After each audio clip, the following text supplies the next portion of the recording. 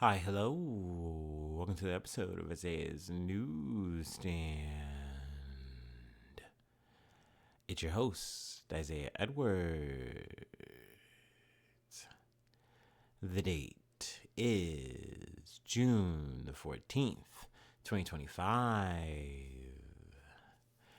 Hopefully, this episode finds you well, in good spirits, and high hopes. As for me, I'm doing pretty good.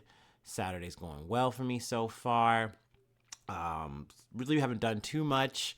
We woke up. Actually, I woke up like really early for some reason, like in the middle of the night, like 3 o'clock, and I was like, "Uh-oh." So I like stayed up for like a couple of hours, then fell back asleep. Wound up like officially waking up around I want to say like around 10, and got to the gym around I don't know 10:45, something like that. So I get there and the gym was busier than I was expecting it, unfortunately. So that was a bummer for a Saturday. We wanted to get our heavy lift in on all of our machines, all of the equipment that we, usually do.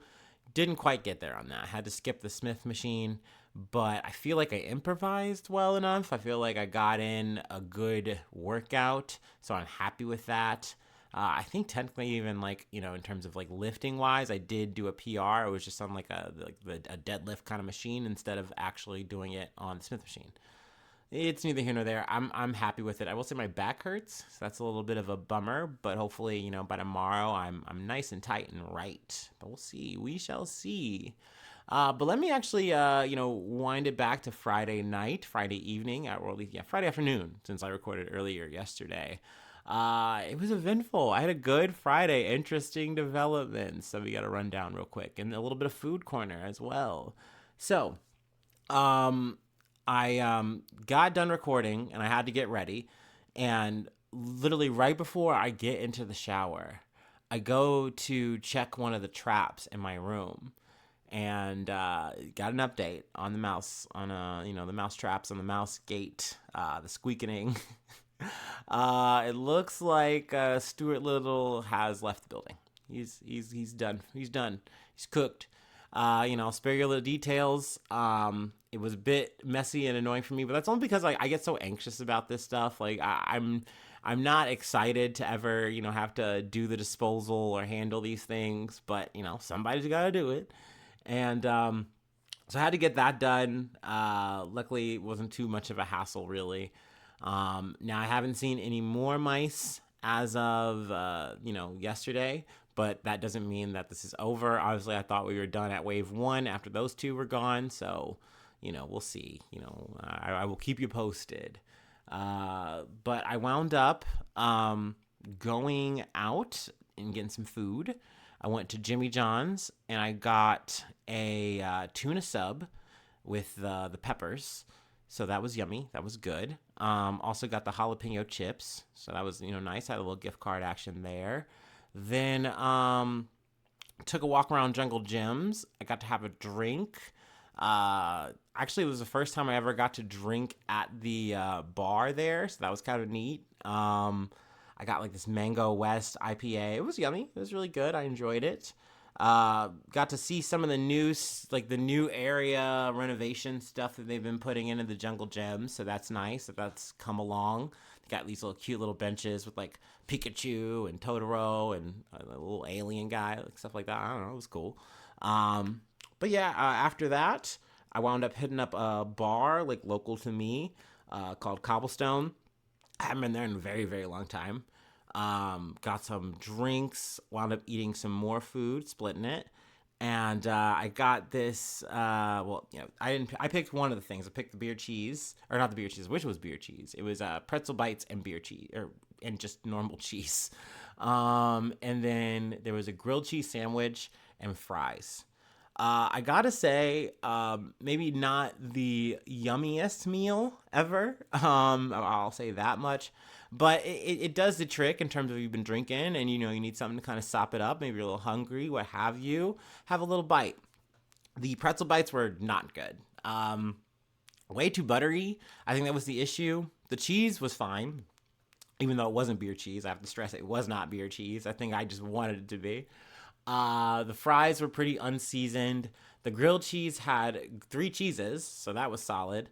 Um, but nothing to phone home about. Let's say that. But overall, totally fine. It was a good night. I really enjoyed myself. It's a nice time out and about. So yeah, I mean that's been how I've been since I left you guys since the last episode. We can go ahead and just get into the startup, and let's go ahead and get into the news for this Saturday.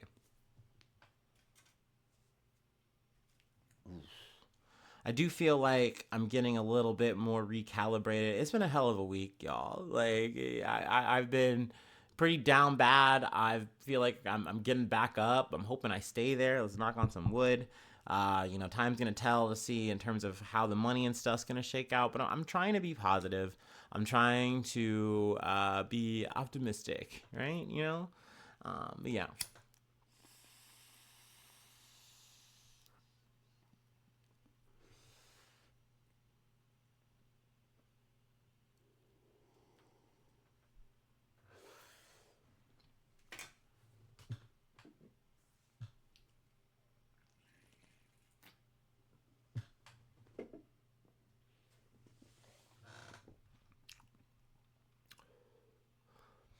All right. From CNN, Israel warns Tehran will burn if Iranian strikes continue. Iran launched a new wave of missiles towards Israel early Saturday, capping off a night of attacks between the two sides that unleashed multiple explosions and destructions in Tel Aviv and Tehran. The next round of U.S. Iran nuclear negotiations, due to take place in Oman this weekend, has been canceled.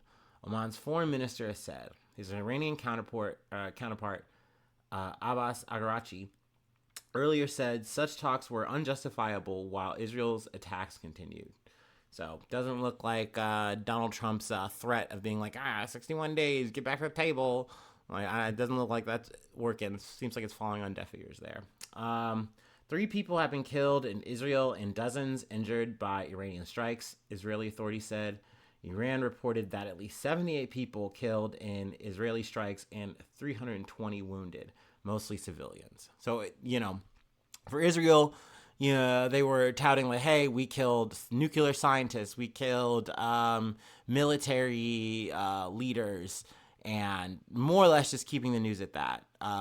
Not to say like, oh, well, because they targeted those people that makes that justifiable, but it's like, no, this isn't just like, oh, we're killing enemy combatants. No, you were killing, innocent people as well. You're killing women, you're killing children. But then when it happens on the other side, they're like, oh, I can't believe Iran would do this. I can't believe they would target like this. It's like, this is a tit for tat. This is going back and forth. I find that narrative to be very strange, but not surprising coming out of Israel and how they usually conduct that kind of stuff. But yeah, I mean, this is going to be an ongoing thing. I don't know how closely we're going to cover it. It really just, depends on, event to event, day to day. So, this felt relevant to talk about. This seemed more lethal from Iran's side in terms of, yesterday we just covered like, some drones and it didn't seem like it did that much damage. This seemed to be more so. So I wanted to talk about that, which means there's, most likely going to be more retaliation from Israel and so on and so forth potentially. So yeah, we will come back to the story, I'm sure, in some capacity. But let's move on to the ABC News. Minnesota lawmaker Hortman killed. State Senator John Hoffman wounded in targeted political violence. Oh, excuse me. Oh boy, big burp. A Minnesota state representative and her husband were shot and killed, and a state senator and his wife were shot and wounded in an act of targeted political violence at their homes early Saturday, Minnesota Governor Tim Walz said. A manhunt is now underway for the gunman, who is impersonating a police officer, authorities said. State Representative Melissa Hortman, a Democrat, and her husband, Mark, were shot and killed in what appears to be a politically motivated assassination, Walz said at a news conference. Hortman, formerly the Speaker of the Minnesota House of Representatives, was a formidable public servant, the governor said of his friend. She's irreplaceable. State Senator John Hoffman, a Democrat, and his wife, Yvette, both shot multiple times and underwent surgery, the governor said. We're cautiously optimistic that they will survive this assassination attempt, Walls said. The two shooting locations are a few miles away from each other in the Champlain and Brooklyn Park, just north of Minneapolis. Hoffman and his wife were shot around 2 a.m. in Champlain, the superintendent of the Bureau of Criminal Apprehension, Drew Evans, said. After Hoffman was shot, officers were heading to proactively check on Hortman when they encountered the suspect at Hortman's house around 3:35 a.m., Evans said. The officers found a person who was dressed as a police officer, wearing a vest and a badge, and with a taser and other equipment at the door, coming out of Hortman's house, police said. The suspect fired at officers. Gunfire was exchanged, and the suspect was able to escape and flee on foot, authorities said. The suspect's vehicle, which looked like a police officer, including police lights, was in Hortman's driveway. A list of other possible targets was retrieved from the suspect's vehicle. The list names Hortman and Hoffman, police noted. The list included dozens of other Democrats from Minnesota, including Governor Walz, Representative Ilhan Omar, Senator Tina Smith, and Attorney General Keith Ellison, according to law enforcement sources familiar with the matter. Law enforcement officials are looking into whether the suspect may have been motivated by extreme views on abortion, the sources said. Security resources have been dispatched to protect those people named on the list. The Capitol Police said it's working with our federal, state, and local partners. Now, Donald Trump has decried these actions as, horrific and will not be tolerated. Let's see here. Pam Bondi, she said she's monitoring the situation, so that's good. And there's more reactions and things of that nature. This does spill into our next and last thing, though, because Walz has kind of come out and said, hey, people should not be coming out to the No Kings protests, at least in this area, because the shooter has kind of mentioned that he was planning on maybe, being there and doing some shit, to my knowledge. So that has kind of come up, and just the fact of like this being so political in nature, he might just be involved, or not be involved in terms of like participating, but actively targeting it. I guess that's what I'm trying to say. Anyway, this is a weird segue into our last story. So let me go ahead and take my last break, and we'll recalibrate and talk about that a little bit more thoroughly. Yeah.